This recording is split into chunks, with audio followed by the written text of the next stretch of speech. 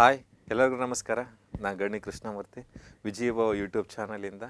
ಕಳೆದ ವಿಡಿಯೋದಲ್ಲಿ ಕರ್ನಾಟಕ ಆರ್ಥಿಕ ಸಮೀಕ್ಷೆ ಬಗ್ಗೆ ಫಸ್ಟ್ ಪಾರ್ಟನ್ನು ನಾನು ಮಾಡಿದ್ದೆ. ಕರ್ನಾಟಕ ಆರ್ಥಿಕ ಸಮೀಕ್ಷೆನಲ್ಲಿ ಏನು ಓದಬೇಕು ಅದನ್ನು ತಗೊಂಡು ಫಸ್ಟ್ ಇಂಟ್ರೊಡಕ್ಷನ್ ಪಾರ್ಟನ್ನು ನಾನು ಲಾಸ್ಟ್ ಕ್ಲಾಸಲ್ಲಿ ಡಿಸ್ಕಸ್ ಮಾಡಿದ್ದೆ.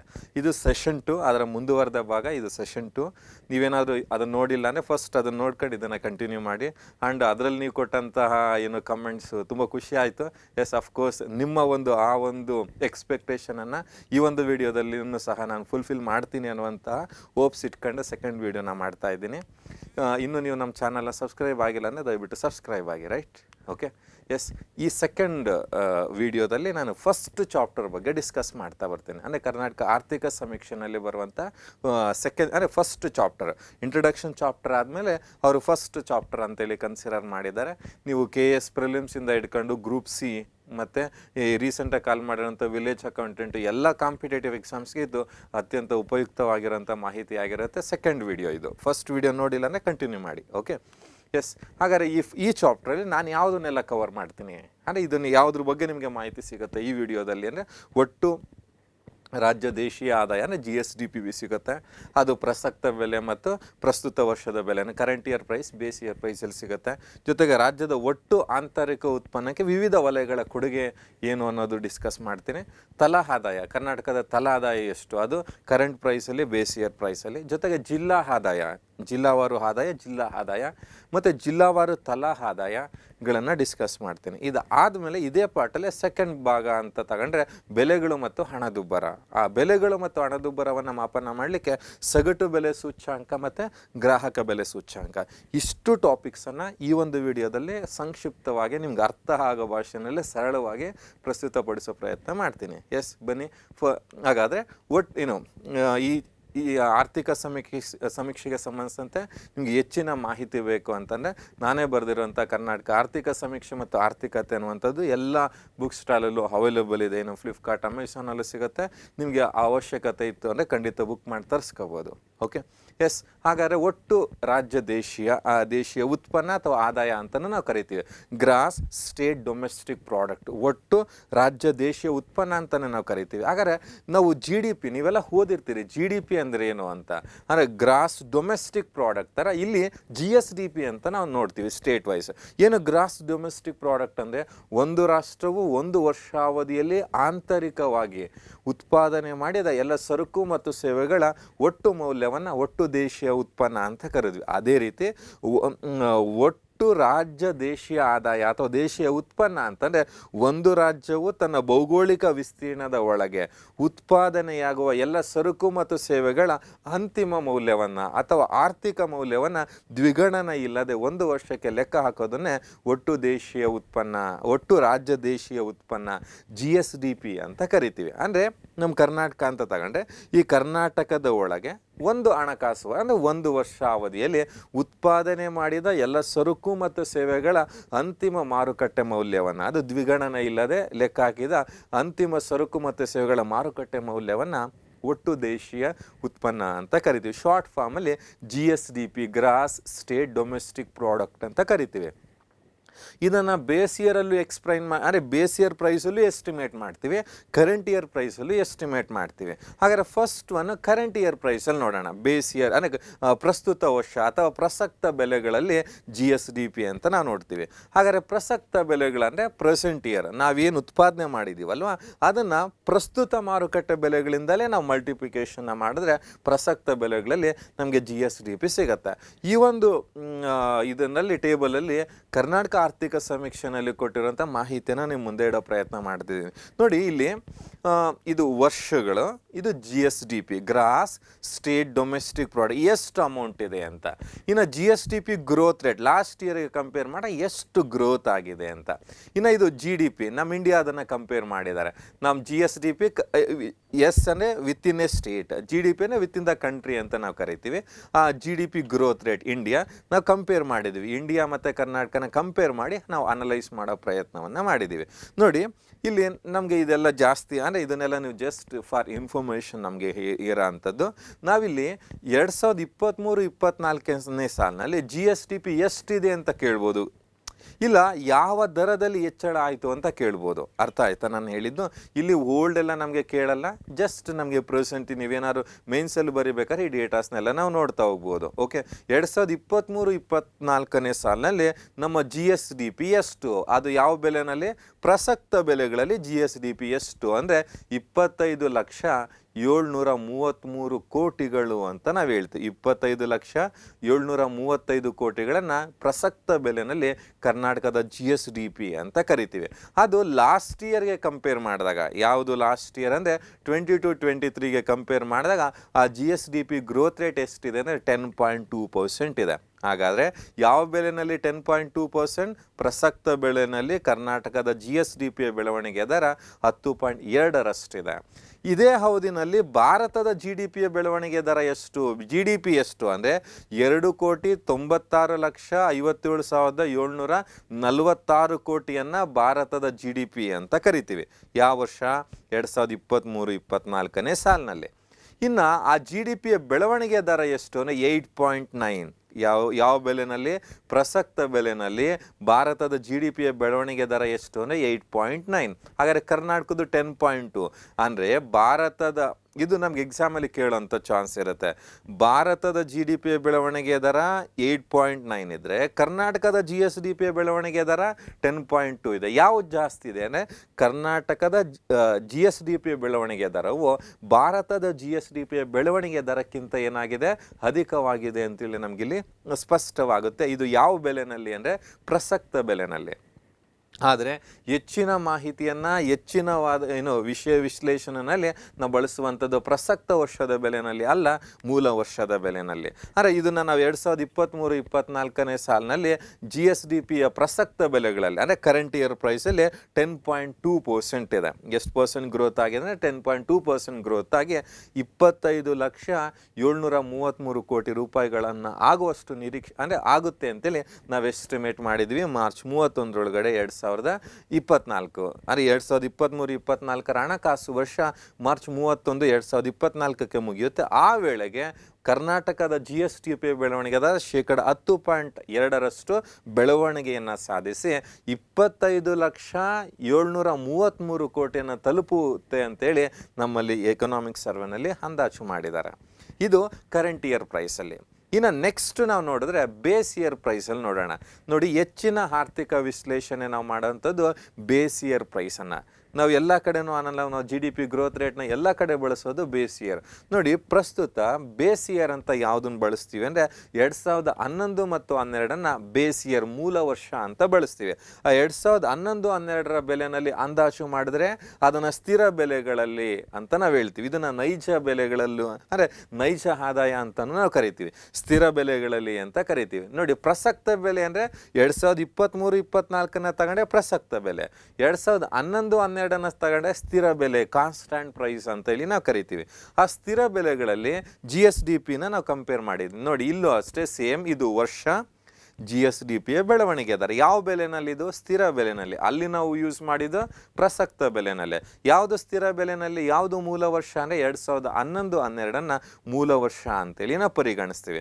ಅದನ್ನು ಪರಿಗಣಿಸಿದಂತೆ 2023-24ನೇ ಸಾಲಿನಲ್ಲಿ ಕರ್ನಾಟಕದ GSDPಯ ಪ್ರಮಾಣ ಎಷ್ಟಿದೆ ಅಂದರೆ 14,23,229 ಕೋಟಿಗಳಷ್ಟಿದೆ.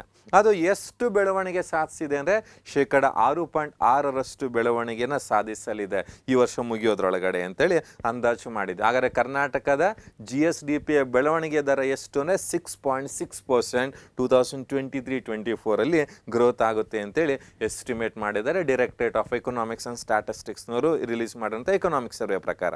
ಓಕೆ, ಅದಾದಮೇಲೆ GDP ಎಷ್ಟು? ನಮ್ಮ ಭಾರತದ GDP ಎಷ್ಟು ಅಂದರೆ 1 ಕೋಟಿ, ನೋಡಿ ಇಲ್ಲಿದೆ ಅಲ್ಲ, 1,71,78,641 ಕೋಟಿಗಳಷ್ಟಿದೆ ಭಾರತದ GSDP. ಯಾವ ಬೆಲೆನಲ್ಲಿ? ಸ್ಥಿರ ಬೆಲೆನಲ್ಲಿ. ಎಷ್ಟು ಬೆಳವಣಿಗೆ ಸಾಧಿಸಿದೆ ಅಂದರೆ 7.3. ನೋಡಿ, ಲಾಸ್ಟ್ ಹೇಳಿದ್ದು ಕರೆಂಟ್ ಪ್ರೈಸಲ್ಲಿ, ಇದು ನಾನು ಹೇಳ್ತಿರೋದು ಬೇಸ್ ಇಯರ್ ಪ್ರೈಸಲ್ಲಿ ಆರ್ ಕಾನ್ಸ್ಟಾಂಟ್ ಪ್ರೈಸಲ್ಲಿ. ಕಾನ್ಸ್ಟಾಂಟ್ ಪ್ರೈಸಲ್ಲಿ ಕರ್ನಾಟಕ GSDP ಗ್ರೋತ್ ರೇಟ್ ಎಷ್ಟಿದೆ? 6.6. ಬಟ್ ಭಾರತದ ಎಷ್ಟಿದೆ? 7.3. ನೋಡಿ, ಪ್ರಸಕ್ತ ಬೆಲೆನಲ್ಲಿ ಕರ್ನಾಟಕದ ಜಾಸ್ತಿ ಇತ್ತು, ಭಾರತದ ಕಡಿಮೆ ಇತ್ತು. ಆದರೆ ಸ್ಥಿರ ಬೆಲೆನಲ್ಲಿ ಕರ್ನಾಟಕದ ಕಡಿಮೆ ಇದೆ, ಭಾರತದ್ದೇನಿದೆ ಜಾಸ್ತಿ ಇದೆ ಅಂತೇಳಿ ಇಲ್ಲಿ ಅಂದಾಜು ಮಾಡಿದ್ದಾರೆ. ಹಾಗಾದ್ರೆ ನಮ್ಗೆ ಎಕ್ಸಾಮಲ್ಲಿ ಕೇಳ್ತಾನೆ 2023-24ನೇ ಸಾಲಿನಲ್ಲಿ ಕರ್ನಾಟಕದ GSDP ಬೆಳವಣಿಗೆ ದರ ಎಷ್ಟು ಅಂತಂದ್ರೆ ಸ್ಥಿರ ಬೆಲೆಗಳಲ್ಲಿ 6.6%. ಒಂದು ವೇಳೆ ಭಾರತದ GDP ಬೆಳವಣಿಗೆ ದರ ಎಷ್ಟು ಅಂತಂದ್ರೆ ಸ್ಥಿರ ಬೆಲೆನಲ್ಲಿ 7.3 ಅಂದರೆ 7.3ರಷ್ಟು ಭಾರತ ಬೆಳವಣಿಗೆನ ಸಾಧಿಸುತ್ತೆ 2023-24ನೇ ಸಾಲಿನಲ್ಲಿ ಅಂತೇಳಿ ನಾವು ಅಂದಾಜು ಮಾಡಿದ್ದೀವಿ. ಹಾಗಾದರೆ 2023-24ನೇ ಸಾಲಿನ ಸ್ಥಿರ ಬೆಲೆಗಳಲ್ಲಿ ಸ್ಥಿರ ಬೆಲೆ 11-12ರ ಬೆಲೆನಲ್ಲಿ GSDP ಕರ್ನಾಟಕದ GSDP ಬೆಳವಣಿಗೆ ದರ ಎಷ್ಟು ಅಂದರೆ 6.6% ಅಂದರೆ ಬೆಳವಣಿಗೆಯನ್ನು ಸಾಧಿಸಿ ಅದು 14,23,229 ಕೋಟಿಗಳಷ್ಟು ಆಗುತ್ತೆ ಕರ್ನಾಟಕದ GSDP ಪ್ರಮಾಣ ಅಂತೇಳಿ ಅಂದಾಜು ಮಾಡಲಾಗಿದೆ.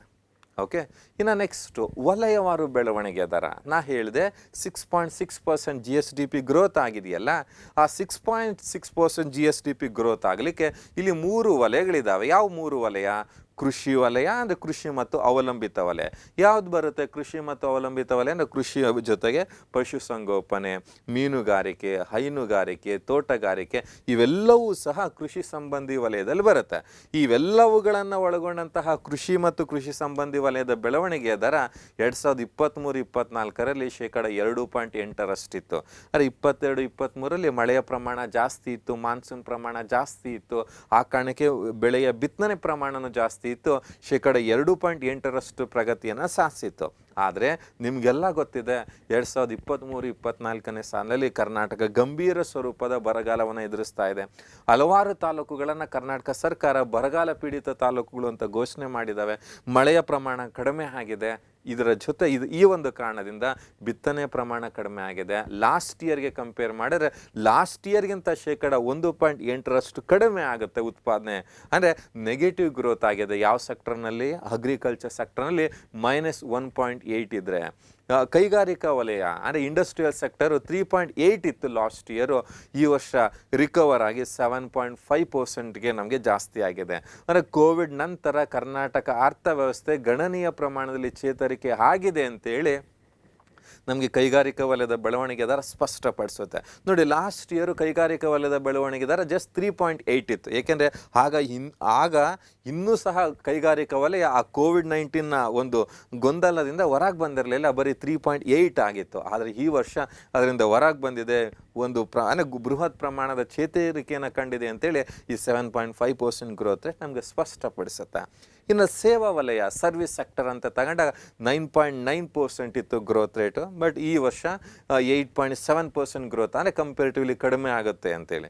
ನೋಡಿ, ಅಗ್ರಿಕಲ್ಚರ್ದು ನೆಗೆಟಿವ್ ಆಗಿದೆ, ಇಂಡಸ್ಟ್ರಿದು ಜಾಸ್ತಿ ಆಗಿದೆ, ಸರ್ವಿಸ್ ಸೆಕ್ಟರ್ ಸ್ವಲ್ಪ ಕಡಿಮೆ ಆಗಿದೆ. ಇವೆಲ್ಲ ಕಾರಣದಿಂದ ಲಾಸ್ಟ್ ಇಯರ್ ನೋಡಿ 8.1%ಇದ್ದಂತಹ GSDPಯ ಬೆಳವಣಿಗೆ ದರ ಯಾವ ಬೆಲೆನಲ್ಲಿದ್ದು ಅಂದರೆ ಸ್ಥಿರ ಬೆಲೆಗಳಲ್ಲಿ 8.1%ಇದ್ದಂತಹ GSDPಯ ಬೆಳವಣಿಗೆ ದರ 2023-24ನೇ ಸಾಲಿಗೆ 6.6ಗೆ ಏನಾಗಿದೆ? ಕಡಿಮೆ ಆಗುತ್ತೆ ಅಂತೇಳಿ ಅಂದಾಜು ಮಾಡಲಾಗಿದೆ.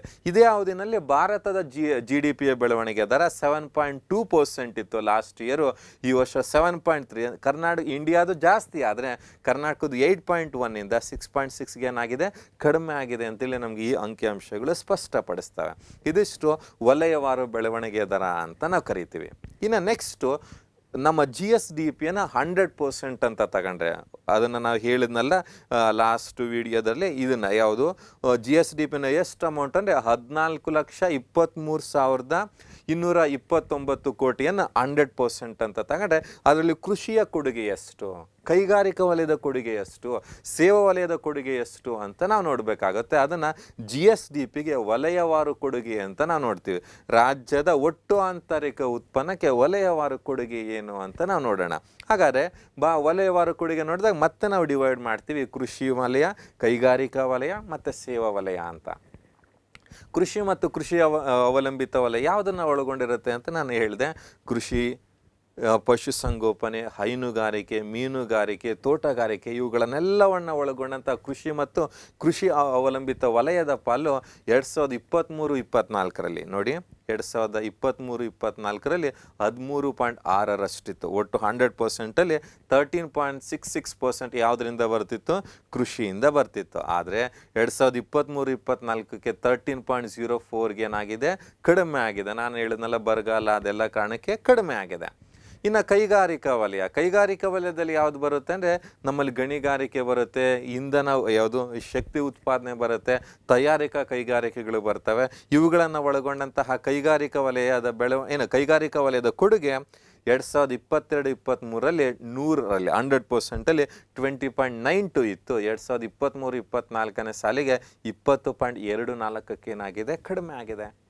ಹಾಗಾದ್ರೆ ಇವೆರಡೂ ಕಡಿಮೆ ಆಗಿದೆ ಅಂದರೆ ಸೇವಾ ವಲಯದ ಕೊಡುಗೆ ಗಣನೀಯ ಪ್ರಮಾಣದಲ್ಲಿ ಏನಾಗಿದೆ? ಹೆಚ್ಚಳವಾಗಿದೆ. ಎಷ್ಟು ನೋಡಿ, ಸೇವಾ ವಲಯದ ಕೊಡುಗೆ 2022-23ರಲ್ಲಿ 65.4 ಹೊಂದಿದ್ದು 2023-24ಕ್ಕೆ 66.72ಕ್ಕೆ ಏನಾಗಿದೆ? ಹೆಚ್ಚಾಗಿದೆ. ಈ ರೀತಿ ಅಂದರೆ ಕರ್ನಾಟಕದ ಒಟ್ಟು ಆಂತರಿಕ ಉತ್ಪನ್ನಕ್ಕೆ ಅತಿ ಹೆಚ್ಚು ಕೊಡುಗೆಯನ್ನು ನೀಡ್ತಿರುವಂತಹ ವಲಯ ಯಾವುದು ಅಂತ ಸಿಂಪಲ್ ಕ್ವಶನ್ ಕೇಳಿದ್ರೆ ಸೇವಾ ವಲಯ. ಅಥವಾ ಸೇವಾ ವಲಯದ ಕೊಡುಗೆ ಎಷ್ಟು GSDPಗೆ ಅಂತ ಅಂದರೆ 66.72. ಯಾವ ಇಯರಲ್ಲಿ ಅಂದರೆ 2023-24ರಲ್ಲಿ. 2023-24ನೇ ಸಾಲಿನಲ್ಲಿ ರಾಜ್ಯದ ಒಟ್ಟು ಆಂತರಿಕ ಉತ್ಪನ್ನಕ್ಕೆ ಕೃಷಿ ವಲಯದ ಕೊಡುಗೆ ಎಷ್ಟು ಅಂತ ಕೇಳಿದ್ರೆ 13.4. 2023-24ನೇ ಸಾಲಿನಲ್ಲಿ ಒಟ್ಟು ಆಂತರಿಕ ಉತ್ಪನ್ನಕ್ಕೆ ಕೈಗಾರಿಕಾ ವಲಯದ ಕೊಡುಗೆ ಎಷ್ಟು ಅಂದರೆ 20.24. ಈ ರೀತಿ ವಲಯವಾರು ಕೊಡುಗೆಯನ್ನು ನಾವು ನೋಡ್ತೀವಿ. ಇದನ್ನು ನಿಮಗೆ ಪೈ ಚಾರ್ಟಲ್ಲಿ ನೋಡ್ಸೋದಾದರೆ ನೋಡಿ, ಇದು 2023-24ರ ಕರ್ನಾಟಕ GSDPಗೆ ವಲಯವಾರು ಕೊಡುಗೆ. ನೋಡಿ ಇಲ್ಲಿ ಕೃಷಿ ವಲಯದ ಕೊಡುಗೆ ಎಷ್ಟಿದೆ ಅಂತ ಅಂದರೆ ನೋಡಿ 13.66% ಯಾವುದಿದೆ? ಕೃಷಿ ವಲಯದ ಕೊಡುಗೆ ಇದೆ. ಕೈಗಾರಿಕಾ ವಲಯದ ಕೊಡುಗೆ 20.92 ಇದೆ. ಸೇವಾ ವಲಯದ ಕೊಡುಗೆ 65.41 ಇದೆ. ಯಾವ ಇಯರಲ್ಲಿ ಇದು? 2023 ಮತ್ತು 24ನೇ ಸಾಲಿನಲ್ಲಿ. ಇನ್ನು 2023-24ನೇ ಸಾಲಿಗೆ ನಾವು ನೋಡೋದಾದರೆ 2023-24ನೇ ಸಾಲಿನಲ್ಲಿ ಕರ್ನಾಟಕದ GSDPಗೆ ವಲಯವಾರು ಕೊಡುಗೆನ ನಾವು ನೋಡೋದಾದರೆ ಕೃಷಿ ವಲಯದ ಕೊಡುಗೆ 13% ಅಂದರೆ 13.04% ಯಾರ್ದು? ಕೃಷಿ ವಲಯದ ಕೊಡುಗೆ ಇದೆ. ಅಂದರೆ 20.24% ಯಾವುದಿದೆ? ಕೈಗಾರಿಕಾ ವಲಯದ ಕೊಡುಗೆ ಇದೆ. ಇನ್ನು ಸೇವಾ ವಲಯದ ಕೊಡುಗೆ ಎಷ್ಟು ಅಂದರೆ 67 ರೌಂಡ್ ಅಪ್ ನಾವು ಹೇಳಿರೋದು, ಅದನ್ನು 66.72% ಯಾವುದರದಿದೆ? ಸೇವಾ ವಲಯದ ಕೊಡುಗೆ ಇದೆ. ಹಾಗಾದರೆ ಕರ್ನಾಟಕದ GSDPಗೆ ಅತಿ ಹೆಚ್ಚು ಕೊಡುಗೆನ ನೀಡ್ತಿರುವಂತಹ ವಲಯ ಯಾವುದು ಅಂತಂದರೆ ಸೇವಾ ವಲಯ ಅಂತೇಳಿ ನಾವು ಹೇಳ್ತೀವಿ. ಓಕೆ, ಎಸ್, ಇದು ವಿವಿಧ ವಲಯಗಳ ಕೊಡುಗೆ ಕರ್ನಾಟಕದ GSDPಗೆ. ಇನ್ನು ನೆಕ್ಸ್ಟ್ ನೋಡೋಣ ಬನ್ನಿ, ತಲಾ ಆದಾಯ ಪರ್ ಕ್ಯಾಪಿಟಲ್ ಇನ್ಕಮ್. ಏನು ಪರ್ ಕ್ಯಾಪಿಟಲ್ ಇನ್ಕಮ್ ಅಂದರೆ on average annual individual income of the country is known as per capita income. It is same we are defining for state. ರಾಜ್ಯಕ್ಕೆ ಅದನ್ನೇ ನಾವು ಡಿಫೈನ್ ಮಾಡ್ತೀವಿ. ಏನು ರಾಜ್ಯ ಅಂದರೆ ಒಂದು ವರ್ಷ ಅಂದರೆ ರಾಜ್ಯದ ಜನರ ಸರಾಸರಿ ವಾರ್ಷಿಕ ಆದಾಯವನ್ನು ತಲಾ ಆದಾಯ ಅಂತ ಕರಿತೀವಿ. ಹೆಂಗೆ ಕಂಡುಹಿಡಿತೀವಿ ಅಂದರೆ ಒಟ್ಟು ರಾಜ್ಯ ಆಂತರಿಕ ಉತ್ಪನ್ನವನ್ನು ನಮ್ಮ ಒಟ್ಟು ರಾಜ್ಯ ಆಂತರಿಕ ಉತ್ಪನ್ನವನ್ನು ಕರ್ನಾಟಕದ ಒಟ್ಟು ಜನಸಂಖ್ಯೆಯಿಂದ ಡಿವೈಡ್ ಮಾಡಿದ್ರೆ ನಮಗೆ ತಲಾ ಆದಾಯ ಅಂತ ಸಿಗುತ್ತೆ.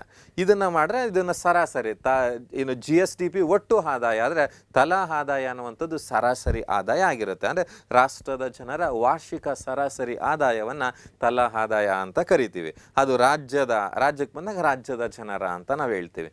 ಈ ತಲಾ ಆದಾಯವನ್ನು ಸಹ ತುಂಬ ಇಂಪಾರ್ಟೆಂಟು, ನಿಮ್ಗೆ ಎಕ್ಸಾಮಲ್ಲಿ ನೆನ್ಪಿಟ್ಕೋಬೇಕಾಗಿರೋದು. ಇಲ್ಲಿ ಎರಡು ಡೇಟಾಸ್ ಇರುತ್ತೆ. ಯಾಕೆ ಎರಡು ಡೇಟಾಸ್ ಇರುತ್ತೆ ಅಂದರೆ ಒಂದು ಕರೆಂಟ್ ಇಯರ್ ಪ್ರೈಸಲ್ಲಿ ಇರುತ್ತೆ, ಇನ್ನೊಂದು ಬೇಸ್ ಇಯರ್ ಪ್ರೈಸಲ್ಲಿರುತ್ತೆ. ನಿಮಗೆ ಅವುಗಳ ಕ್ಲಾರಿಟಿ ಗೊತ್ತಿತ್ತು ಅಂದರೆ ಎಕ್ಸಾಮಲ್ಲಿ ಯಾವ ಥರ ಕ್ವಶನ್ ಕೇಳಿದ್ರು ನೀವು ಆನ್ಸರ್ ಮಾಡ್ಬೋದು, ರೈಟ್?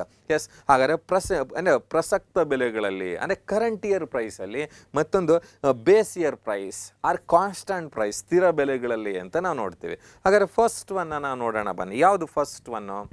ಪ್ರಸಕ್ತ ಬೆಲೆಗಳಲ್ಲಿ ತಲಾ ಆದಾಯ, ಕರ್ನಾಟಕದ ತಲಾ ಆದಾಯ 2022-23ನೇ ಸಾಲಿನಲ್ಲಿ ಕರ್ನಾಟಕದ ತಲಾ ಆದಾಯ ಎಷ್ಟಿತ್ತು ಅಂದರೆ 3 ಲಕ್ಷ. ನೋಡಿ 3,04,474 ರೂಪಾಯಿಗಳಷ್ಟಿತ್ತು ಕರ್ನಾಟಕದ ತಲಾ ಆದಾಯ. ಯಾವ ಬೆಲೆನಲ್ಲಿ? ಪ್ರಸಕ್ತ ಬೆಲೆನಲ್ಲಿ 2023-24ನೇ ಸಾಲಿನಲ್ಲಿ. ಇನ್ನು 2023-24ನೇ ಸಾಲಿನಲ್ಲಿ 9.3% ಹೆಚ್ಚಳದೊಂದಿಗೆ 3,32,1 ರೂಪಾಯಿಗಳನ್ನು ತಲುಪಿದೆ. ಹಾಗಾದರೆ ಕರ್ನಾಟಕದ ತಲಾ ಆದಾಯ ಎಷ್ಟು 2023-24ನೇ ಸಾಲಿನಲ್ಲಿ? 3,32,926 ರೂಪಾಯಿಗಳು ಕರ್ನಾಟಕದ ತಲಾ ಆದಾಯ. ಇದು ತುಂಬ ಇಂಪಾರ್ಟೆಂಟು ಪ್ರಸಕ್ತ ಬೆಲೆಗಳಲ್ಲಿ ಅಂತ. ಇದನ್ನು ನಾವು ಕರ್ನಾಟಕದ ತಲಾ ಆದಾಯ ಇದೆಯಲ್ಲ, ಕರ್ನಾಟಕ ರಾಜ್ಯದ ತಲಾ ಆದಾಯ 3,32,926 ರೂಪಾಯಿ ಇದೆಯಲ್ಲ, ಇದು ರಾಷ್ಟ್ರೀಯ ತಲಾ ಆದಾಯಕ್ಕಿಂತ 79% ಹೆಚ್ಚಳವಾಗಿದೆ. ನಾವು ಕಂಪೇರ್ ಮಾಡಿದ್ರೆ ನ್ಯಾಷನಲ್ ಇನ್ಕಮ್, ನ್ಯಾಷನಲ್ ಲೆವೆಲ್ ಇದೆಯಲ್ಲ, ಅದಕ್ಕಿಂತ 79% ಅಧಿಕವಿದೆ. ಆ ಕಾರಣಕ್ಕೆ ಕರ್ನಾಟಕವನ್ನು ಮುಂದುವರೆದ ರಾಜ್ಯ ಅಂತೇಳಿ ನಾವು ಕರೆಯೋದು. ನೋಡಿ, ಇದೇ ಅವಧಿನಲ್ಲಿ ಭಾರತದ ತಲಾ ಆದಾಯ 1,85,854 ಅಂತ ನಾವು ಹೇಳ್ತೀವಿ. ಅಂದರೆ ಕರ್ನಾಟಕದ ತಲಾ ಆದಾಯ 3,32,926 ರೂಪಾಯಿ. ಅಂದರೆ ಭಾರತದ ತಲಾ ಆದಾಯಕ್ಕಿಂತ ಕರ್ನಾಟಕದ ತಲಾ ಆದಾಯ 79% ಅಧಿಕವಾಗಿದೆ ಅಂತೇಳಿ ನಮ್ಗೆ ಇಲ್ಲಿ ಸ್ಪಷ್ಟವಾಗತ್ತೆ.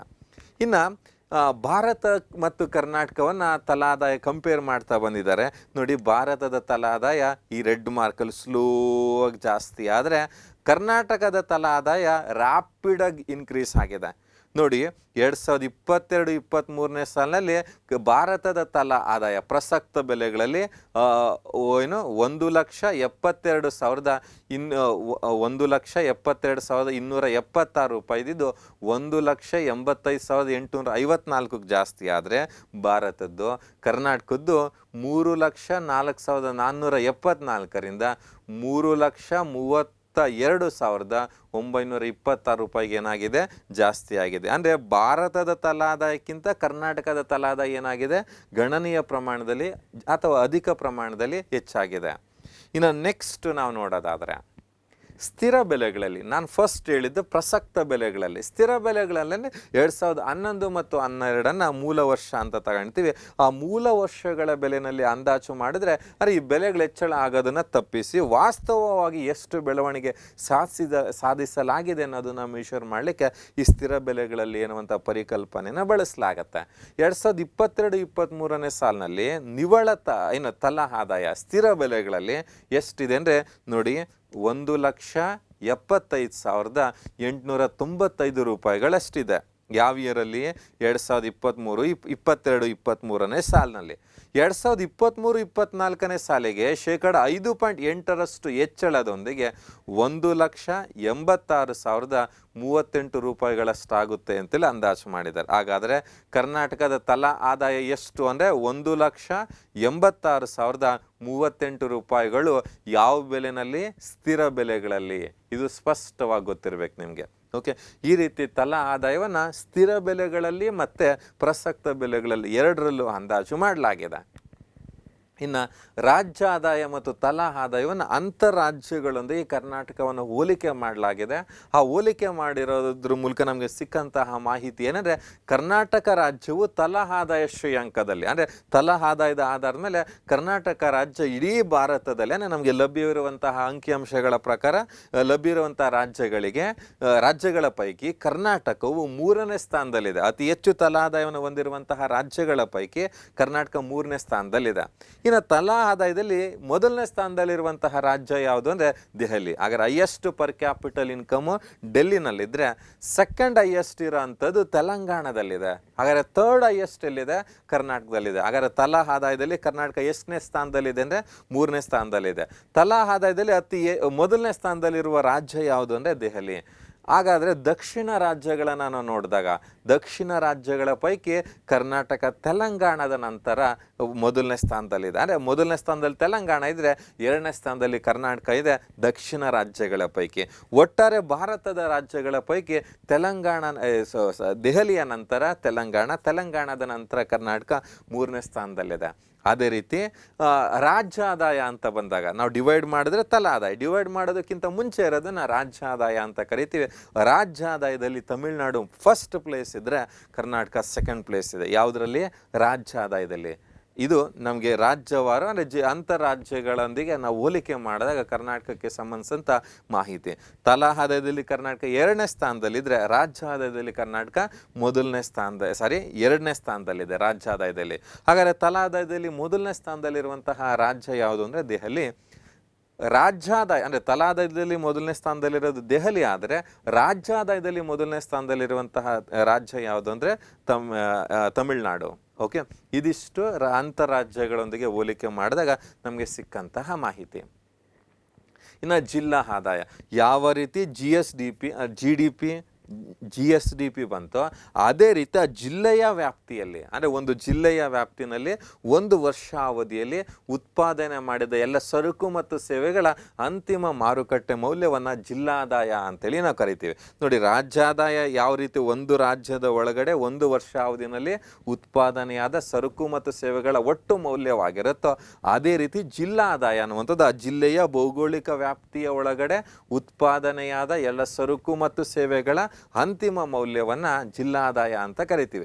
ಈ ಜಿಲ್ಲಾ ಆದಾಯವನ್ನು ಅಂದಾಜು ಮಾಡಬೇಕಾದಾಗ ಆ ಪ್ರಾಥಮಿಕ ವಲಯಕ್ಕೆ ಸಂಬಂಧಿಸಿದಂತಹ ಮಾಹಿತಿಯನ್ನು ಆ ಜಿಲ್ಲಾವಾರು ಹೋಗಿ ನಾವು ಸಂಗ್ರಹಿಸ್ತೀವಿ. ಆದರೆ ದ್ವಿತೀಯ ವಲಯ ಮತ್ತು ತೃತೀಯ ವಲಯಕ್ಕೆ ಸಂಬಂಧಿಸಿದಂತೆ ಮಾಹಿತಿನ ಕೇಂದ್ರ ಸಾಂಖ್ಯಿಕ ಕಚೇರಿ ರಾಜ್ಯ ಮಟ್ಟದ ಅಂದಾಜುಗಳು ಮತ್ತು 6ನೇ ಆರ್ಥಿಕ ಗಣತಿಯ ಕಾರ್ಮಿಕ ಬಲದ ಅನುಪಾತದ ಆಧಾರದ ಮೇಲೆ ಜಿಲ್ಲೆಗಳಿಗೆ ಹಂಚಿಕೆ ಮಾಡಿ ಜಿಲ್ಲಾ ಆದಾಯವನ್ನು ನಾವು ಅಂದಾಜು ಮಾಡ್ತೀವಿ.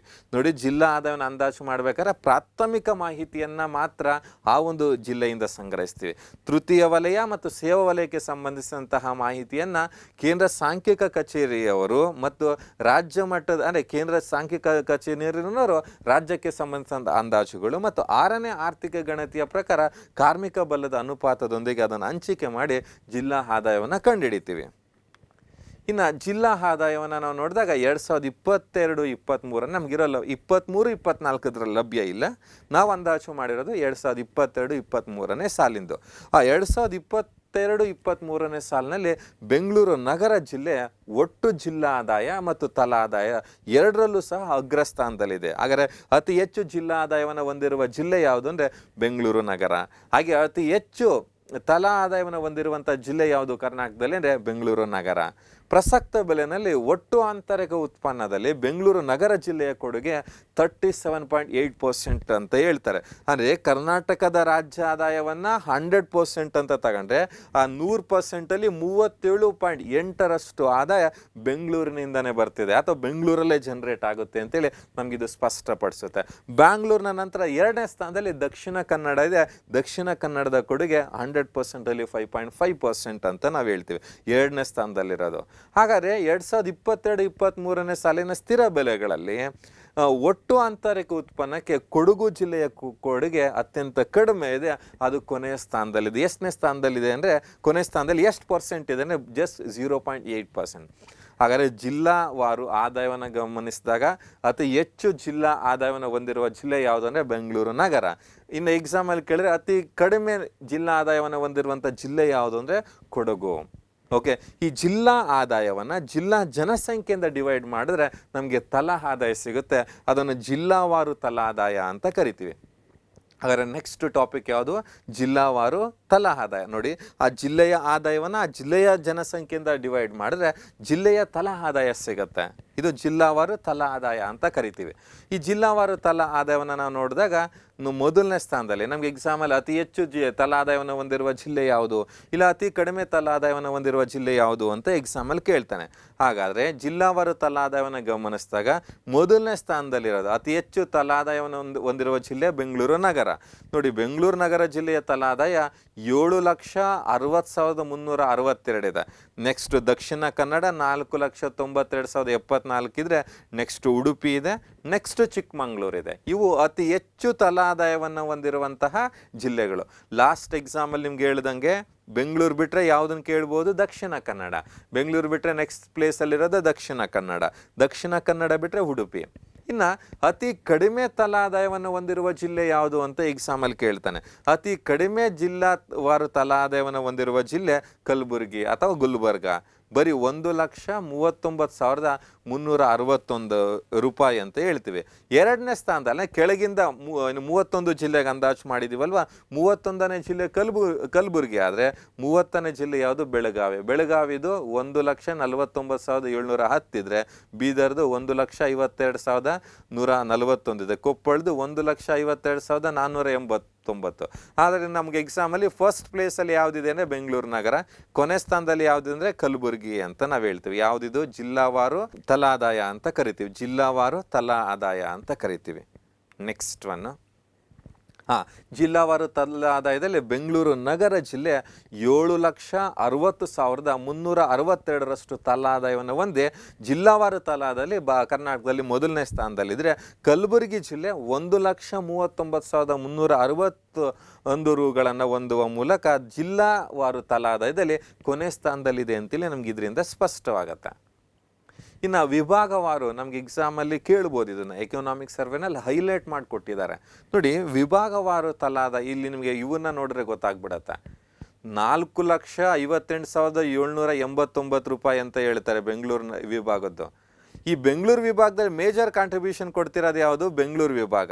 ಈ ಬೆಂಗಳೂರು ವಿಭಾಗದಲ್ಲಿ ಬೆಂಗಳೂರು ನಗರ ಜಿಲ್ಲೆನ ಹೊರತುಪಡಿಸಿದ್ರೆ 2,19,259 ಆಗ್ಬಿಡುತ್ತೆ ಬೆಂಗಳೂರು ಜಿಲ್ಲೆ, ಬೆಂಗಳೂರು ವಿಭಾಗದ್ದು. ಯಾವುದನ್ನು ಹೊರತುಪಡಿಸಿದ್ರೆ ಬೆಂಗಳೂರು ನಗರ ಜಿಲ್ಲೆಯನ್ನು ಹೊರತುಪಡಿಸಿದ್ರೆ ನೋಡಿ. ಅದನ್ನು ಬಿಟ್ಟರೆ ಮೈಸೂರು ವಿಭಾಗ 3,02,060 ರೂಪಾಯಿ ಇದ್ದರೆ, ಬೆಳಗಾವಿ ವಿಭಾಗ 1,81,911 ಇದೆ. ಹಾಗೆಯೇ ಕಲಬುರಗಿ ವಿಭಾಗ 1,66,797 ಇದೆ. ಅತಿ ಕಡಿಮೆ ವಿಭಾಗವಾರು ಅಂತ ಬಂದಾಗ ಅತಿ ಕಡಿಮೆ ಇರೋದು ಕಲಬುರಗಿ, ಅತಿ ಹೆಚ್ಚು ಇರೋದು ಬೆಂಗಳೂರು. ಬೆಂಗಳೂರಲ್ಲಿ ನಗರವನ್ನು ಹೊರತುಪಡಿಸಿದ್ರೆ ಮೈಸೂರು ವಿಭಾಗ ಎನ್ನುವಂಥದ್ದು ಜಾಸ್ತಿ ಬಂದುಬಿಡುತ್ತೆ. ಇದು ವಿಭಾಗವಾರು ತಲಾ ಆದಾಯ ಅಂತೇಳಿ ಅಂದಾಜು ಮಾಡಿದ್ದಾರೆ ಆರ್ಥಿಕ ಸಮೀಕ್ಷೆನಲ್ಲಿ. ಇದಿಷ್ಟು ರಾಜ್ಯಾದಾಯ, ರಾಜ್ಯದ ತಲಾ ಆದಾಯ. ಇನ್ನು ಬೆಲೆಗಳು ಮತ್ತು ಹಣದುಬ್ಬರ ಅಂದರೆ ಕರ್ನಾಟಕದಲ್ಲಿ ಬೆಲೆಗಳಲ್ಲಾಗುವಂಥ ಬದಲಾವಣೆಯನ್ನು ಅಥವಾ ಹಣದುಬ್ಬರವನ್ನು ಮಾಪನ ಮಾಡ್ತೀವಿ. ಭಾರತದಲ್ಲಿ ಹಣದುಬ್ಬರವನ್ನು 2 ವಿಧಗಳಲ್ಲಿ ಅಳೆಯುವಂಥ ಪದ್ಧತಿ ರೂಢಿಯಲ್ಲಿದೆ. ಅದೇ ರೀತಿ ನಮ್ಮ ಕರ್ನಾಟಕನ ನಾವು ಭಾರತದಂತೆ ಮೆಷರ್ ಮಾಡ್ತೀವಿ. ಭಾರತದಲ್ಲಿ ಭಾರತದ ಹಣದುಬ್ಬರವನ್ನು ಮಾಪನ ಮಾಡಲಿಕ್ಕೆ 2 ವಿಧಾನಗಳನ್ನು ನಾವು ಅಥವಾ 2 ವಿಧದ ಪದ್ಧತಿಗಳನ್ನು ನಾವು ಹೊಂದಿದ್ದೀವಿ. ಯಾವ 2 ವಿಧಾನಗಳು ಅಂತಂದರೆ, ಒಂದು ಸಗಟು ಬೆಲೆ ಸೂಚ್ಯಾಂಕ, ಹೋಲ್ಸೇಲ್ ಪ್ರೈಸ್ ಇಂಡೆಕ್ಸ್ ಅಂತ ಕರಿತೀವಿ. ಎರಡನೇದು ಗ್ರಾಹಕ ಬೆಲೆ ಸೂಚ್ಯಾಂಕ, ಕನ್ಸ್ಯೂಮರ್ ಪ್ರೈಸ್ ಇಂಡೆಕ್ಸ್ ಅಂತ ನಾವು ಕರಿತೀವಿ. ಇವೆರಡರ ಆಧಾರದ ಮೇಲೆ ಬೆಲೆಗಳು ಮತ್ತು ಹಣದುಬ್ಬರವನ್ನು ಮಾಪನ ಮಾಡುವ ಪ್ರಯತ್ನವನ್ನು ನಾವು ಮಾಡ್ತೀವಿ. ಹಾಗಾದರೆ ನಮಗೆ ಫಸ್ಟ್ ಒನ್ನ ನಾವು ನೋಡೋಣ, ಸಗಟು ಬೆಲೆ ಸೂಚ್ಯಾಂಕ. ಸಗಟು ಬೆಲೆ ಸೂಚ್ಯಾಂಕವು ಅರ್ಥವ್ಯವಸ್ಥೆ ವಿವಿಧ ವಲಯಗಳಲ್ಲಿ ಸಗಟು ಬೆಲೆಗಳಲ್ಲಾಗುವಂಥ ಸ್ಥಿತಿಗತಿಯನ್ನು ಮಾಪನ ಮಾಡುತ್ತೆ. ಸಗಟು ಬೆಲೆ ಸೂಚ್ಯಾಂಕ ರಾಷ್ಟ್ರ ಮತ್ತು ರಾಜ್ಯ ಮಟ್ಟದಲ್ಲಿ ಸಗಟು ಬೆಲೆ ಸೂಚ್ಯಾಂಕವನ್ನು ಪ್ರತಿ ತಿಂಗಳು ಸಿದ್ಧಪಡಿಸಿ ಪ್ರಕಟಿಸಲಾಗುತ್ತೆ. ರಾಷ್ಟ್ರ ಮಟ್ಟದಲ್ಲೂ ಅಷ್ಟೇ, ರಾಜ್ಯ ಮಟ್ಟದಲ್ಲೂ ಅಷ್ಟೇ ಮಾಸಿಕವಾಗಿ ಇದನ್ನು ಸಿದ್ಧಪಡಿಸಿ ಪ್ರಕಟಿಸಲಾಗುತ್ತೆ. ಇದನ್ನು ಸರಕುಗಳ ಬುಟ್ಟಿಯ ಆಧಾರದ ಮೇಲೆ ಮಾಪನ ಮಾಡಲಾಗುತ್ತೆ ಸಗಟು ಬೆಲೆ ಸೂಚ್ಯಾಂಕವನ್ನು. ಇಲ್ಲಿ ಗ್ರಾಹಕ ಬೆಲೆ ಸೂಚ್ಯಾಂಕ ಮತ್ತು ಸಗಟು ಬೆಲೆ ಸೂಚ್ಯಾಂಕಕ್ಕೆ ಕಂಪೇರ್ ಮಾಡಿದ್ರೆ, ಗ್ರಾಹಕ ಬೆಲೆ ಸೂಚ್ಯಾಂಕದಲ್ಲಿರುವಂತಹ ಆಹಾರ ಪದಾರ್ಥಗಳ ತೂಕ ಸಗಟು ಬೆಲೆ ಸೂಚ್ಯಾಂಕಕ್ಕೆ ಹೋಲಿಸಿದರೆ ಹೆಚ್ಚಿನದಾಗಿದೆ. ಯಾವುದರಲ್ಲಿ? ಗ್ರಾಹಕ ಬೆಲೆ ಸೂಚ್ಯಾಂಕದಲ್ಲಿ ಹೆಚ್ಚಿನ ತೂಕವನ್ನು ಆಹಾರ ಪದಾರ್ಥಗಳಿಗೆ ನೀಡಿದ್ರೆ, ಆಹಾರ ಪದಾರ್ಥಗಳಲ್ಲಿನ ಬೆಲೆಗಳಲ್ಲಿನ ಬದಲಾವಣೆಗಳು ಅತಿ ಸೂಕ್ಷ್ಮವಾಗಿರ್ತವೆ ಅಂತೇಳಿ ಗ್ರಾಹಕ ಬೆಲೆ ಸೂಚ್ಯಾಂಕದಲ್ಲಿ ನಮಗೆ ಸ್ಪಷ್ಟವಾಗುತ್ತೆ. ಸಗಟು ಬೆಲೆ ಸೂಚ್ಯಾಂಕದಲ್ಲಿ ಇಂಧನ ಮತ್ತು ಶಕ್ತಿ ಅಥವಾ ವಿದ್ಯುತ್ತಿಗೆ ನೀಡಿರುವಂತಹ ತೂಕ ಕಡಿಮೆ ಇದೆ. ಆಹಾರಕ್ಕೆ ಕೊಟ್ಟಿರೋದು ಕಡಿಮೆ ಇದೆ, ಇಂಧನ ಕೊಟ್ಟಿರೋದು ಕಡಿಮೆ ಇದೆ. ಹೆಚ್ಚಿನ ತೂಕವನ್ನು ಯಾವುದು ಕೊಟ್ಟಿದ್ದೀವಿ ಅಂದರೆ ತಯಾರಿಕಾ ಸರಕುಗಳಿಗೆ ಕೊಟ್ಟಿದ್ದೀವಿ. ನಾನು ನೆಕ್ಸ್ಟ್ ಹೇಳ್ತೀನಿ. ಹಾಗಾದರೆ ಅಖಿಲ ಭಾರತ ಮಟ್ಟದಲ್ಲಿ ಸಗಟು ಬೆಲೆ ಸೂಚ್ಯಾಂಕವನ್ನು ಯಾರು ಸಿದ್ಧಪಡಿಸಿ ಪ್ರಕಟಿಸ್ತಾರೆ ಅಂತ ನಮಗೆ ಎಕ್ಸಾಮಲ್ಲಿ ತುಂಬ ಇಂಪಾರ್ಟೆಂಟ್ ನೋಡಿ. ರಾಷ್ಟ್ರ ಮಟ್ಟದಲ್ಲಿ ಸಗಟು ಬೆಲೆ ಸೂಚ್ಯಾಂಕವನ್ನು ವಾಣಿಜ್ಯ ಮತ್ತು ಕೈಗಾರಿಕಾ ಮಂತ್ರಾಲಯ ಅಥವಾ ಸಚಿವಾಲಯದ ಕೈಗಾರಿಕಾ ನೀತಿ ಮತ್ತು ಉತ್ತೇಜನ ಇಲಾಖೆಯ ಆರ್ಥಿಕ ಸಲಹೆಗಾರ ಕಚೇರಿ ಸಿದ್ಧಪಡಿಸಿ ಪ್ರಕಟಿಸುತ್ತೆ ಮಾಸಿಕವಾಗಿ.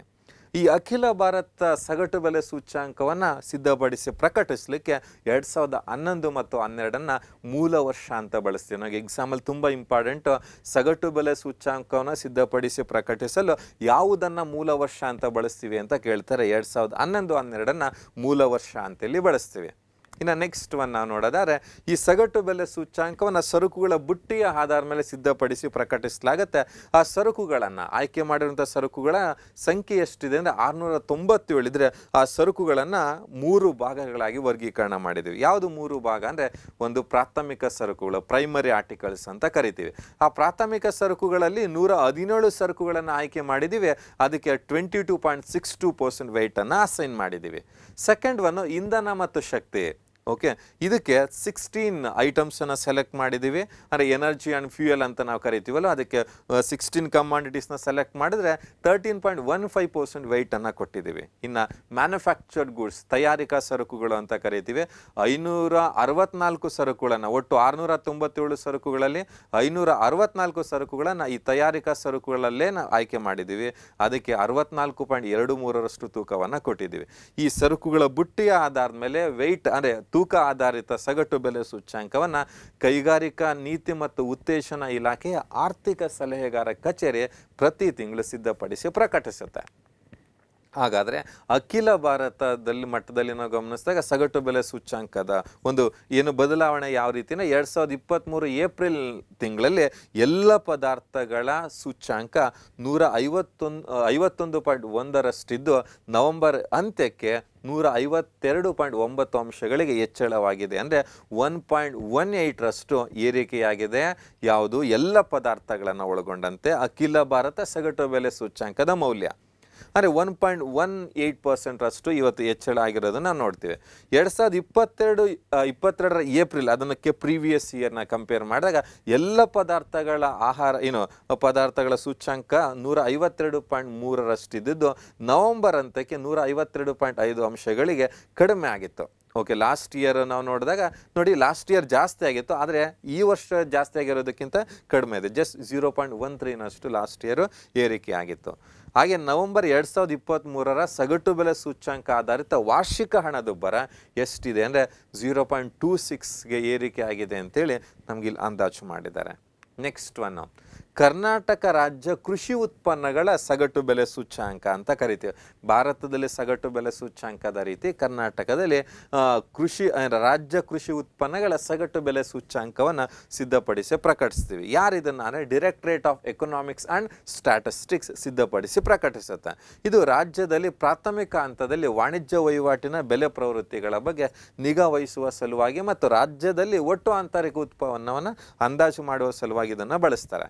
ಈ ಸೂಚ್ಯಾಂಕದ ರಚನೆಗೆ 1981-82 ಮೂಲ ವರ್ಷವನ್ನಾಗಿ ಪರಿಗಣಿಸಲಾಗುತ್ತೆ. ತುಂಬ ಹಿಂದೆ ಇರೋ ಅಂಥ ಹಳೆ ವರ್ಷವನ್ನು ಮೂಲ ವರ್ಷವನ್ನಾಗಿ ಬಳಸ್ತಾರೆ.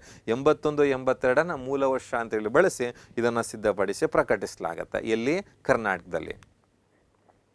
ಈ ಸೂಚ್ಯಾಂಕದ ರಚನೆಗೆ ಅಗತ್ಯವಿರುವಂತಹ ಮಾಹಿತಿಯನ್ನು ಎಲ್ಲೆಲ್ಲಿಂದ ಪಡಿತೀವಿ ಅಂದರೆ 4 ಕೃಷಿ ಉತ್ಪನ್ನ ಮಾರುಕಟ್ಟೆಗಳಿಂದ, ಅಂದರೆ ಕೃಷಿ ಉತ್ಪನ್ನ ಮಾರುಕಟ್ಟೆ ಇಲಾಖೆ ಅಡಿನಲ್ಲಿ ಬರುವ ಅಥವಾ ಕೃಷಿ ಮಾರಾಟ ಇಲಾಖೆ ಅಡಿನಲ್ಲಿ ಬರುವಂತಹ 40 ಕೃಷಿ ಉತ್ಪನ್ನ ಮಾರುಕಟ್ಟೆಗಳಿಂದ ಮಾಹಿತಿಯನ್ನು ಪಡಿತೀವಿ. ಅಂದರೆ 40 APMCಸಿಂದ ಡೇಟಾಸ್ನ ಕಲೆಕ್ಟ್ ಮಾಡ್ತೀವಿ. ಡೈರೆಕ್ಟರೇಟ್ ಆಫ್ ಶುಗರ್ ಇಂದ ಕಲೆಕ್ಟ್ ಮಾಡ್ತೀವಿ, ಅಂದರೆ ಸಕ್ಕರೆ ನಿರ್ದೇಶನಾಲಯದಿಂದ ಸಂಗ್ರಹಿಸ್ತೀವಿ. ಕಾಫಿ ಮಂಡಳಿ, ತಂಬಾಕು ಮಂಡಳಿ, ಮಸಾಲೆ ಮಂಡಳಿ, ಈ ಒಂದು ಬೋರ್ಡ್ಗಳಿಂದ ನಾವು ಡೇಟಾಸ್ನ ಕಲೆಕ್ಟ್ ಮಾಡಿ ಈ ಕರ್ನಾಟಕದ 33 ಕೃಷಿ ಉತ್ಪನ್ನಗಳ ಸಗಟು ಬೆಲೆ ಸೂಚ್ಯಾಂಕವನ್ನು ಸಿದ್ಧಪಡಿಸಿ ಪ್ರಕಟಿಸಲಾಗುತ್ತೆ. ಯಾವುದನ್ನು ಮೂಲ ವರ್ಷ ಅಂತ ಬಳಸ್ತೀವಿ ಅಂತ ಇಂಪಾರ್ಟೆಂಟು, 81-82 ಮೂಲ ವರ್ಷ ಅಂತೇಳಿ ನಾವು ಬಳಸ್ತೀವಿ. ನೆಕ್ಸ್ಟ್ ನಾವು ನೋಡೋದಾದ್ರೆ ಗ್ರಾಹಕ ಬೆಲೆ ಸೂಚ್ಯಾಂಕ, ಕನ್ಸ್ಯೂಮರ್ ಪ್ರೈಸ್ ಇಂಡೆಕ್ಸ್ ಅಂತ ಕರಿತೀವಿ. ಅಂದರೆ ನಿರ್ದಿಷ್ಟ ಗುಂಪಿನ ಜನರು ಬಳಸುವಂತಹ ಆಯ್ಕೆಯಾದ ಸರಕು ಮತ್ತು ಸೇವೆಗಳ ಚಿಲ್ಲರೆ ಬೆಲೆಗಳಲ್ಲಾಗುವಂತಹ ಬದಲಾವಣೆಯನ್ನು ಅಧ್ಯಯನ ಮಾಡಲಿಕ್ಕೆ 4 ವಿಧದ ಗ್ರಾಹಕ ಬೆಲೆ ಸೂಚ್ಯಾಂಕವನ್ನು ಪ್ರತಿ ತಿಂಗಳು ಸಿದ್ಧಪಡಿಸಿ ಪ್ರಕಟಿಸಲಾಗ್ತಾ ಇದೆ. ಯಾವ್ಯಾವು ಇವು? ಅಖಿಲ ಭಾರತ ಮಟ್ಟದಲ್ಲಿ ಔದ್ಯಮಿಕ ಕಾರ್ಮಿಕರ ಗ್ರಾಹಕ ಬೆಲೆ ಸೂಚ್ಯಾಂಕ, ಅಂದರೆ ಕೈಗಾರಿಕಾ ಕಾರ್ಮಿಕರ ಗ್ರಾಹಕ ಬೆಲೆ ಸೂಚ್ಯಾಂಕ ಅಂತ ಕರಿತೀವಿ. ಕೃಷಿ ಕಾರ್ಮಿಕರ ಗ್ರಾಹಕ ಬೆಲೆ ಸೂಚ್ಯಾಂಕ, ಹಾಗೇನೆ ಗ್ರಾಮೀಣ ಕಾರ್ಮಿಕರ ಗ್ರಾಹಕ ಬೆಲೆ ಸೂಚ್ಯಾಂಕ, ಗ್ರಾಮೀಣ ಮತ್ತು ನಗರ ಗ್ರಾಹಕ ಬೆಲೆ ಸೂಚ್ಯಾಂಕ ಅಂತ ನಾವು ಕರಿತೀವಿ. ಈ 4 ಗ್ರಾಹಕ ಬೆಲೆ ಸೂಚ್ಯಾಂಕಗಳನ್ನ ಸಿದ್ಧಪಡಿಸಿ ಪ್ರಕಟಿಸಲಾಗ್ತಾ ಇದೆ. ಈ 4ರ ಪೈಕಿ ಮೊದಲ 3 ಸೂಚ್ಯಾಂಕಗಳನ್ನು ಶಿಮ್ಲಾದಲ್ಲಿರುವಂತಹ ಕಾರ್ಮಿಕ ಬ್ಯೂರೋದವರು ಸಿದ್ಧಪಡಿಸಿ ಪ್ರಕಟಿಸಿದ್ರೆ, ನಾಲ್ಕನೇದು ಯಾವುದು ಅಂತಂದರೆ ಗ್ರಾಮೀಣ ಮತ್ತು ನಗರ ಗ್ರಾಹಕ ಬೆಲೆ ಸೂಚ್ಯಾಂಕವನ್ನು ಕೇಂದ್ರ ಸಾಂಖ್ಯಿಕ ಕಚೇರಿ, ನವದೆಹಲಿಯಲ್ಲಿರುವಂಥ ಕೇಂದ್ರೀಯ ಸಾಂಖ್ಯಿಕ ಕಚೇರಿ ಸಿದ್ಧಪಡಿಸಿ ಪ್ರಕಟಿಸುತ್ತೆ. ಈ ಕರ್ನಾಟಕದಲ್ಲಿ ಆರ್ಥಿಕ ಮತ್ತು ಸಾಂಖ್ಯಿಕ ನಿರ್ದೇಶನಾಲಯ ಪ್ರತಿ ತಿಂಗಳು ರಾಜ್ಯ ಸರಣಿಯ ಕೈಗಾರಿಕಾ ಕಾರ್ಮಿಕರ ಅಥವಾ ಔದ್ಯಮಿಕ ಕಾರ್ಮಿಕರ ಗ್ರಾಹಕ ಬೆಲೆ ಸೂಚ್ಯಾಂಕವನ್ನು ಮಾತ್ರ ಸಿದ್ಧಪಡಿಸಿ ಪ್ರಕಟಿಸುತ್ತೆ ಕರ್ನಾಟಕದಲ್ಲಿ. ಓಕೆ, ಇನ್ನು ಔದ್ಯಮಿಕ ಕಾರ್ಮಿಕರ ಗ್ರಾಹಕ ಬೆಲೆ ಸೂಚ್ಯಾಂಕ, ಇದ್ರ ಬಗ್ಗೆ ನಮ್ಗೆ ಎಕ್ಸಾಮಲ್ಲಿ ಏನು ಕೇಳ್ತಾನೆ ಪ್ರಶ್ನೆ ಅಂದರೆ, ಯಾರು ಇದನ್ನು ಪ್ರಿಪೇರ್ ಮಾಡ್ತಾರೆ, ಯಾವುದನ್ನು ಮೂಲ ವರ್ಷ ಅಂತ ಬಳಸ್ತಾರೆ, ಏನಕ್ಕೆ ಇದನ್ನು ಬಳಸ್ತಾರೆ? ಓಕೆ, ಈ ಔದ್ಯಮಿಕ ಕಾರ್ಮಿಕರ ಗ್ರಾಹಕ ಬೆಲೆ ಸೂಚ್ಯಾಂಕವನ್ನು ಅಥವಾ ಕೈಗಾರಿಕಾ ಕಾರ್ಮಿಕರ ಗ್ರಾಹಕ ಬೆಲೆ ಸೂಚ್ಯಾಂಕವನ್ನು ಶಿಮ್ಲಾದಲ್ಲಿರುವಂತಹ ಲೇಬರ್ ಬ್ಯೂರೋನವರು ಸಿದ್ಧಪಡಿಸಿ ಪ್ರಕಟಿಸ್ತಾರೆ. ಈ ಔದ್ಯಮಿಕ ಕಾರ್ಮಿಕರ ಗ್ರಾಹಕ ಬೆಲೆ ಸೂಚ್ಯಾಂಕವನ್ನು ಕಾರ್ಖಾನೆಗಳು, ಗಣಿ, ನೆಡುತೋಪು, ಸಾರಿಗೆ, ಬಂದರು, ರೈಲ್ವೆ, ವಿದ್ಯುತ್ ಶಕ್ತಿ ಸಂಸ್ಥೆಗಳಲ್ಲಿ ಮತ್ತು ಸಾರ್ವಜನಿಕ ಮತ್ತು ಖಾಸಗಿ ಈ ಎರಡು ವಲಯಗಳಲ್ಲಿ ಕಾರ್ಯನಿರ್ವಹಿಸ್ತಿರುವಂತಹ ಉದ್ಯೋಗಿಗಳ ತುಟ್ಟಿ ಭತ್ಯೆಯನ್ನು ನಿಗದಿಪಡಿಸಲು, ಅಂದರೆ DA ಅಂತ ನಾವೇನು ಕರಿತೀವಲ್ವ, ಆ ತುಟ್ಟಿ ಭತ್ಯೆಯನ್ನು ನಿಗದಿಪಡಿಸಲು ಇದನ್ನು ಪ್ರಮುಖವಾಗಿ ಬಳಸಲಾಗತ್ತೆ. ಇದು ಕೇಂದ್ರ ಸರ್ಕಾರಿ ನೌಕರರ ವೇತನ ಮತ್ತು ಭತ್ಯೆಗಳನ್ನು ಪರಿಷ್ಕರಿಸಲಿಕ್ಕೆ ಇದನ್ನು ಬಳಸ್ತಾರೆ. ರಾಷ್ಟ್ರ ಮಟ್ಟದಲ್ಲಿ ಕೇಂದ್ರ ಸರಣಿ ಔದ್ಯಮಿಕ ಗ್ರಾಹಕ ಬೆಲೆ ಸೂಚ್ಯಾಂಕವನ್ನು ದೇಶಾದ್ಯಂತ 88 ಕೈಗಾರಿಕಾ ಕೇಂದ್ರಗಳಿಂದ ಅಂಕಿಅಂಶಗಳನ್ನು ಸಂಗ್ರಹಿಸಿ ಇದನ್ನು ಪ್ರಕಟಿಸಲಾಗುತ್ತೆ. ಅವುಗಳಲ್ಲಿ 7 ಕೇಂದ್ರಗಳು ಕರ್ನಾಟಕದಲ್ಲೂ ಇದೆ. ಕರ್ನಾಟಕದಲ್ಲಿ 7 ಕೇಂದ್ರಗಳನ್ನು ಒಳಗೊಂಡಂತೆ ರಾಷ್ಟ್ರದಲ್ಲಿ 88 ಕೇಂದ್ರಗಳಿಂದ ಅಂಕಿಅಂಶಗಳನ್ನು ಸಂಗ್ರಹಿಸಿ ಈ ಔದ್ಯಮಿಕ ಕಾರ್ಮಿಕರ ಗ್ರಾಹಕ ಬೆಲೆ ಸೂಚ್ಯಾಂಕವನ್ನು ಸಿದ್ಧಪಡಿಸಿ ಪ್ರಕಟಿಸಲಾಗುತ್ತೆ. ರಾಷ್ಟ್ರ ಮಟ್ಟದಲ್ಲಿ 2020 ಸೆಪ್ಟೆಂಬರ್ನಲ್ಲಿ ಬರುವಂತೆ ಮೂಲ ವರ್ಷ ಅನ್ನ ಬದಲಾವಣೆ ಮಾಡಿದ್ದಾರೆ. 2020ರವರೆಗೂ 2001 ಮೂಲ ವರ್ಷ ಅಂತ ಬಳಸ್ತಾ ಇದ್ರು. ಇದನ್ನು ಶಿಫ್ಟ್ ಮಾಡಿ 2016 ಪ್ರಸ್ತುತ ಮೂಲ ವರ್ಷ ಅಂತೇಳಿ ಬಳಸಿ ಈ ಕೈಗಾರಿಕಾ ಕಾರ್ಮಿಕರ ಗ್ರಾಹಕ ಬೆಲೆ ಸೂಚ್ಯಾಂಕವನ್ನು ಸಿದ್ಧಪಡಿಸಿ ಪ್ರಕಟಿಸಲಾಗ್ತಾ ಇದೆ.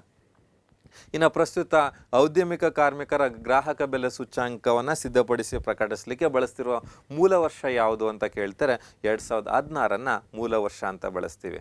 ಯಾರು ಇದನ್ನು ಪ್ರಿಪೇರ್ ಮಾಡಿ ಪಬ್ಲಿಷ್ ಮಾಡೋದು? ಲೇಬರ್ ಬ್ಯೂರೋ, ಅಂದರೆ ಕಾರ್ಮಿಕ ಬ್ಯೂರೋ ಇದನ್ನು ಸಿದ್ಧಪಡಿಸಿ ಪ್ರಕಟಿಸುತ್ತೆ. ಎರಡನೇದು, ಕರ್ನಾಟಕದಲ್ಲಿ ಔದ್ಯಮಿಕ ಕಾರ್ಮಿಕರ ಗ್ರಾಹಕ ಬೆಲೆ ಸೂಚ್ಯಾಂಕವನ್ನು ಆರ್ಥಿಕ ಮತ್ತು ಸಾಂಖ್ಯಿಕ ನಿರ್ದೇಶನಾಲಯ ಸಿದ್ಧಪಡಿಸಿ ಪ್ರಕಟಿಸುತ್ತೆ.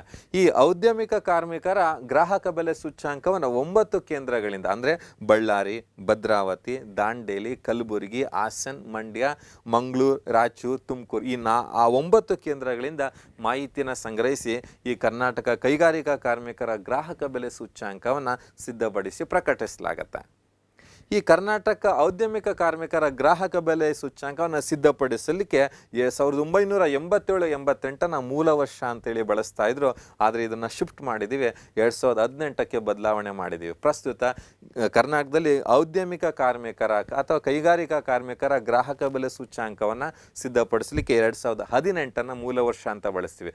ಭಾರತದಲ್ಲಿ 16, ಆದರೆ ನಾವು ಇನ್ನೂ ಒಂದು ಸ್ಟೆಪ್ ಮುಂದೆ ಹೋಗಿ 2018 ಮೂಲ ವರ್ಷ ಅಂತೇಳಿ ನಾವು ಪರಿಗಣಿಸಿದ್ದೀವಿ. ಪ್ರಸ್ತುತ ಕರ್ನಾಟಕ ಔದ್ಯಮಿಕ ಕಾರ್ಮಿಕರ ಗ್ರಾಹಕ ಬೆಲೆ ಸೂಚ್ಯಾಂಕವನ್ನು ಸಿದ್ಧಪಡಿಸಲಿಕ್ಕೆ ಬಳಸುವ ಮೂಲ ವರ್ಷ ಯಾವುದಂದ್ರೆ 2018. ಇನ್ನು ಕೃಷಿ ಕಾರ್ಮಿಕರ ಗ್ರಾಹಕ ಬೆಲೆ ಸೂಚ್ಯಾಂಕ, ಇದು ರಾಷ್ಟ್ರ ಮಟ್ಟದಲ್ಲಿ, ರಾಜ್ಯ ಮಟ್ಟದಲ್ಲಿ ಬರಲ್ಲ, ರಾಷ್ಟ್ರ ಮಟ್ಟದಲ್ಲಿ ಕೃಷಿ ಕಾರ್ಮಿಕರ ಗ್ರಾಹಕ ಬೆಲೆ ಸೂಚ್ಯಾಂಕವನ್ನು ರಾಷ್ಟ್ರೀಯ ಮಾದರಿ ಸಮೀಕ್ಷೆ ಕಚೇರಿ ಕ್ಷೇತ್ರ ಕಾರ್ಯಾಚರಣೆ ವಿಭಾಗದಿಂದ ಮಾಹಿತಿಯನ್ನು ಸಂಗ್ರಹಿಸಿ ಕಾರ್ಮಿಕ ಬ್ಯೂರೋದವರು ಇದನ್ನು ಸಿದ್ಧಪಡಿಸಿ ಪ್ರಕಟಿಸ್ತಾರೆ. ಅದಕ್ಕೆ ಸಂಬಂಧಿಸಿದಂಥ ಮಾಹಿತಿಯನ್ನು ರಾಷ್ಟ್ರೀಯ ಮಾದರಿ ಸಮೀಕ್ಷೆ ಕಚೇರಿಯಿಂದ ಸಂಗ್ರಹಿಸಿ ಕಾರ್ಮಿಕ ಬ್ಯೂರೋದವರು ಇದನ್ನು ಸಿದ್ಧಪಡಿಸಿ ಪ್ರಕಟಿಸ್ತಾರೆ. ಕರ್ನಾಟಕವು ಸೇರಿದಂತೆ 20 ರಾಜ್ಯಗಳಲ್ಲಿ ಕೃಷಿ ಕಾರ್ಮಿಕರ ಗ್ರಾಹಕ ಬೆಲೆ ಸೂಚ್ಯಾಂಕ ಅಗತ್ಯ ಮಾಹಿತಿಯನ್ನು ಸಂಗ್ರಹಿಸಿ ಪ್ರಕಟಿಸಲಾಗ್ತಾ ಇದೆ. ಇನ್ನು ಕೃಷಿ ಕಾರ್ಮಿಕರ ಗ್ರಾಹಕ ಬೆಲೆ ಸೂಚ್ಯಾಂಕವನ್ನು ಏನಕ್ಕೆ ಬಳಸ್ತಾರೆ ಅಂದರೆ, ಈ ಕನಿಷ್ಠ ವೇತನವನ್ನು ನಿಗದಿಪಡಿಸಲು ಮತ್ತು MG ನರೇಗಾದ ವೇತನಗಳನ್ನು ಪರಿಷ್ಕರಿಸಲು ಇದನ್ನು ಬಳಸಲಾಗುತ್ತೆ. ಈ ಸೂಚ್ಯಾಂಕವನ್ನು ಸಿದ್ಧಪಡಿಸಲಿಕ್ಕೆ ಬಳಸುವ ಮೂಲ ವರ್ಷ ಯಾವುದಂದರೆ 86-87 ಮೂಲ ವರ್ಷ ಅಂತೇಳಿ ಬಳಸ್ತಾ ಇದ್ದಾರೆ. ಓಕೆ, ಇದನ್ನು ಮಾಸಿಕವಾಗಿ ಸಿದ್ಧಪಡಿಸಿ ಕಾರ್ಮಿಕ ಬ್ಯೂರೋದವರು ಪ್ರಕಟಿಸ್ತಾರೆ. ಕರ್ನಾಟಕದಲ್ಲಿ ಈ ಸೂಚ್ಯಾಂಕವನ್ನು ರಾಜ್ಯದಲ್ಲಿ ಸಿದ್ಧಪಡಿಸಿ ಪ್ರಕಟಿಸಲ್ಲ. ಇನ್ನು ಲಾಸ್ಟ್ ಒನ್, ಕರ್ನಾಟಕ ಗ್ರಾಮೀಣ ಮತ್ತು ನಗರಗಳಲ್ಲಿ ಬೆಲೆಗಳ ಸ್ಥಿತಿಯನ್ನು ಮಾಪನ ಮಾಡಲಿಕ್ಕೆ ಆರ್ಥಿಕ ಮತ್ತು ಸಾಂಖ್ಯಿಕ ನಿರ್ದೇಶನಾಲಯ ಕರ್ನಾಟಕ ಸರ್ಕಾರದ ಆಯ್ದ ಕೇಂದ್ರಗಳಿಂದ ಮಾಹಿತಿಯನ್ನು ಪಡೆದು ಚಿಲ್ಲರೆ ಬೆಲೆಗಳನ್ನು ಮಾಪನ ಮಾಡಲಿಕ್ಕೆ ಸೂಚ್ಯಾಂಕವನ್ನು ಪ್ರಕಟಿಸುತ್ತೆ. ಇದು ಗ್ರಾಮೀಣ ಚಿಲ್ಲರೆ ಬೆಲೆಗಳಲ್ಲಿ ಸೂಚ್ಯಾಂಕವನ್ನು ಮತ್ತು ನಗರ ಚಿಲ್ಲರೆ ಬೆಲೆಗಳ ಸೂಚ್ಯಾಂಕವನ್ನು ಮಾಪನ ಮಾಡಲಿಕ್ಕೆ ರಚಿಸಿ ಪ್ರಕಟಿಸಲಾಗುತ್ತೆ. ಸೊ ಇದಕ್ಕೆ ಸಂಬಂಧಿಸಿದಂತೆ ಮೂಲ ವರ್ಷವನ್ನು 1970 ಮೂಲ ವರ್ಷ ಅಂತ ಬಳಸ್ತಾ ಇದ್ರು. ಈಗ ಪರಿಷ್ಕರಣೆ ಮಾಡಿ 2018 ಮೂಲ ವರ್ಷ ಅಂತ ಬಳಸ್ತಾ ಇದ್ದಾರೆ. ಏನು ಕರ್ನಾಟಕ ರಾಜ್ಯದ ಆರ್ಥಿಕ ಮತ್ತು ಸಾಂಖ್ಯಿಕ ನಿರ್ದೇಶನಾಲಯ ಇದನ್ನು ಪ್ರತಿ ತಿಂಗಳು ಸಿದ್ಧಪಡಿಸಿ ಪ್ರಕಟಿಸುತ್ತೆ. ಓವರಾಲ್ ಗ್ರಾಮೀಣ ಮತ್ತು ನಗರಕ್ಕೆ ಸಂಬಂಧಿಸಿದಂತೆ ಇದನ್ನು ಸಿದ್ಧಪಡಿಸಿ ಪ್ರಕಟಿಸಲಿಕ್ಕೆ ಬಳಸುವಂಥ ಮೂಲ ವರ್ಷ ಯಾವುದಂದರೆ 2018 ಮೂಲ ವರ್ಷ ಅಂತೇಳಿ ನಾವು ಬಳಸ್ತೀವಿ. ಇದಿಷ್ಟು ಪಾರ್ಟ್ ಸೆಕೆಂಡ್, ಅಂದರೆ ಮೊದಲನೇ ಅಧ್ಯಾಯ ಕರ್ನಾಟಕ ಆರ್ಥಿಕ ಸಮೀಕ್ಷೆನಲ್ಲಿ ಬರುವಂಥ first chapter second video. Okay, ಎಲ್ಲರಿಗೂ ಅರ್ಥ ಆಗಿದೆ ಅಂತ ಭಾವಿಸ್ತೀನಿ. ಎಲ್ಲರಿಗೂ ಧನ್ಯವಾದ. Thank you.